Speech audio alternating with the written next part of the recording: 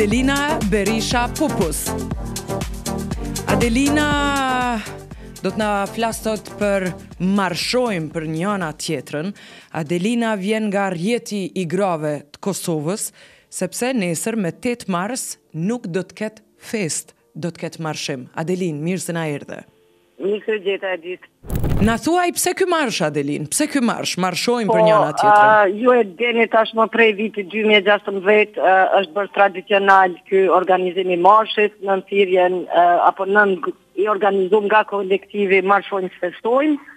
Si vjet parulla e marshit është marshojmë për njëra tjetrën, me qëllim të tregojmë se të gjitha gratë jemi së bashku, jemi solidare me njëna tjetrën dhe jemi zëri njëna tjetrës për të gjitha padrejtësi që bëhen ndaj grave.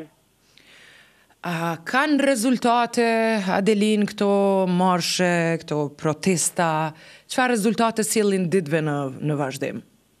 Po, ne kemi disa kërkesa të cilat tashmë edhe janë bërë edhe publike përmes platformave të ndryshme ku ne, domethënë mediave sociale, ku ne kemi, ku grupi Marshojmë Festojmë i ka listu edhe problemet me cilat po ballafaqohen gratë, po në përgjithësi ne po e shohim edhe në baza ditore që dhuna vazhdon të jetë një prej problemeve kryesore.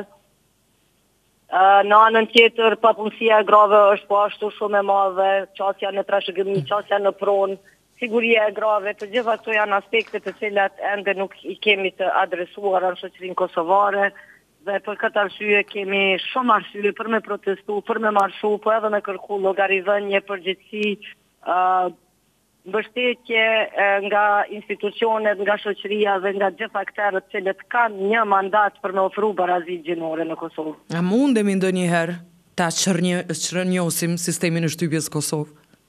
A kemi memri ndonjëherë?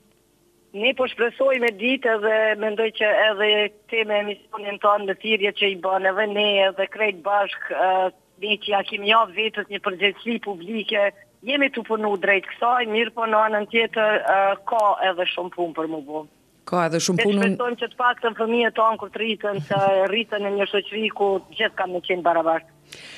Unë të falenderoj ty dhe gjithë ekipës rjetit grave që përcillni këto gra dhe punoni për to për ditë, pa za, por që ne i dim me qenë se edhe njihemi për sa afërmi, por faleminderit që jeni krah, ka që madhi këtu në grave. Gjitha të mirat, shpresoj që vitin e ardhshëm kemi me pas arsye me festu, ma shumë e jo me protestu.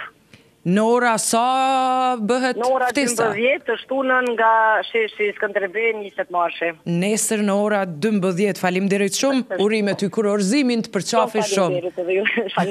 Mirupafshim, ishte Adelina Berisha Pupus nga rjeti i grave të Kosovës.